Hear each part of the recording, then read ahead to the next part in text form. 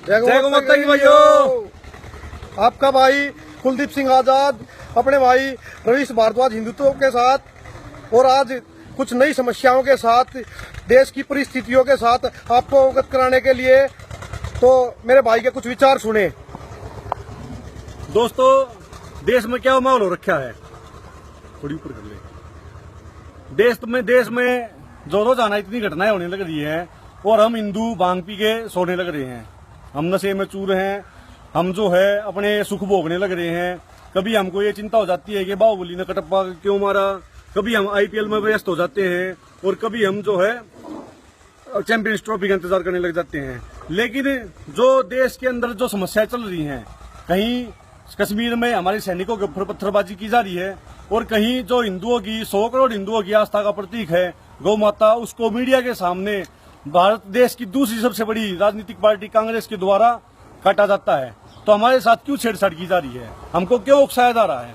अभी हमको उकसा देते हैं और फिर हम कुछ हरकत कर देते हैं तो सारा कानून प्रशासन हमारे पीछे लग जाता है। तो ऐसी नौबती की क्यों आने लग रही है? अभी कल केरल में कन्नौज जिले में वहां पे कांग्रेस पार्टी के कुछ नेताओं ने, कार्यकर्ताओं ने मीडिया के सामने कई गौओं को काट दिया। वे क्या दिखाना चाहते हैं कि हम कायर हैं। हिंदू दोस्तों, एक बात याद रखना, शांत है लेकिन कायर नहीं है। उसको कायर जो समझते हैं उसका ये वही अंजाम होता है जो आप कैमरे पे मीडिया पे देखते हो। रोजाना गौ सेवक, गौ रक्षक जो है गौओं के हत्यारों को पीटते हैं और मार भी देते हैं। ये हालात इसलिए बनते हैं क्योंकि हमारी सरकार, हमारा कानून प्रशासन और हमारे जो देश के लोग हैं वे जागरूक नहीं हैं। तो दोस्तों, ऐसा कब तक चलता रहेगा? हम धीरे धीरे खोखले होते जाने लग रहे हैं। अभी कश्मीर में रोजाना हमारे सैनिकों के ऊपर पत्थर फेंके जाने लग रहे हैं। ये उनकी हिम्मत इतनी कहां से आ जाती है और देश विरोधी ताकतों को इतना सपोर्ट कहां से मिलने लग रहा है, उनको फंडिंग कहां से मिलती है, उसकी तय तक क्यों नहीं जा रहा प्रशासन?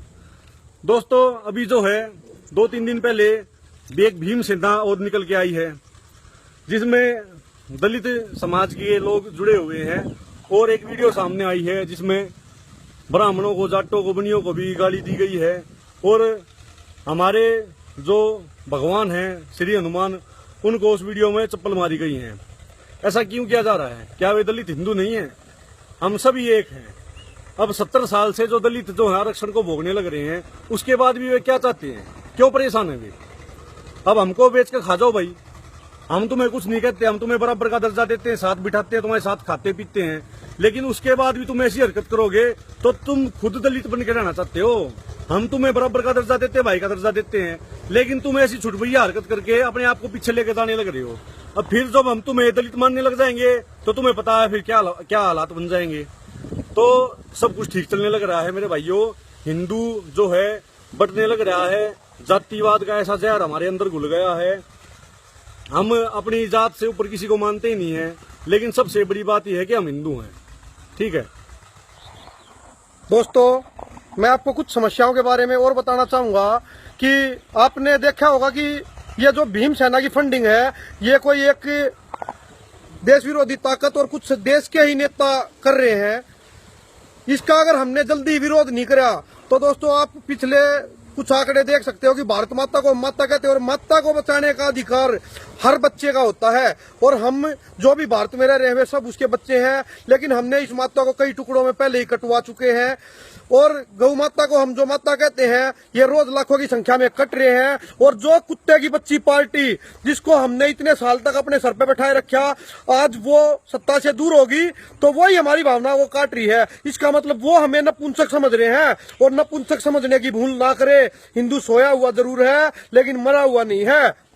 जो तुम मरा हुआ समझने की भूल कर रहे हो, कुछ वोट बैंक की खातिर जो तुम हिंदुओं को आपस में बांट रहे हो दलित समाज में, और ये सब तुम्हारी चाल है और ये हम कामयाब नहीं होने देंगे।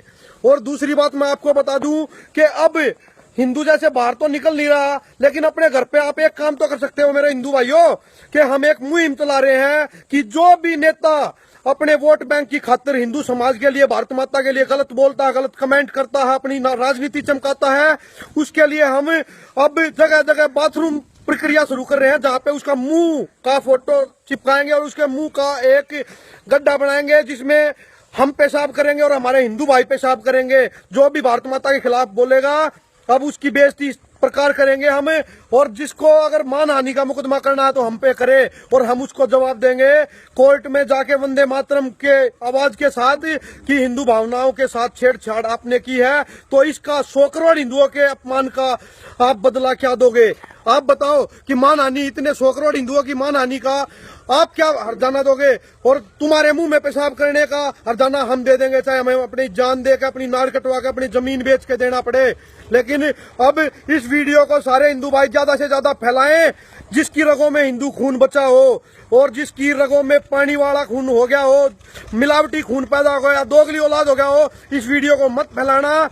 और 2-4 दिन के बाद हम आपको दिखा देंगे हम कैसे कैसे शुरुआत हम कर रहे हैं। मुनक नहर पे एक जो गद्दार नेता है उनके फोटो लगाएंगे और उन पे पेशाब करने के लिए इनको को सबक सिखाने का यही एक तरीका है दोस्तों, कि इनको पता चले कि हिंदू जाग गया है और हिंदू इस प्रकार से भी बेइज्जती कर सकता है जो हमारे समाज के साथ छेड़छाड़ करेगा, हमारी भावनाओं को आहत करेगा, हमारे संस्कारों को खंडित करेगा।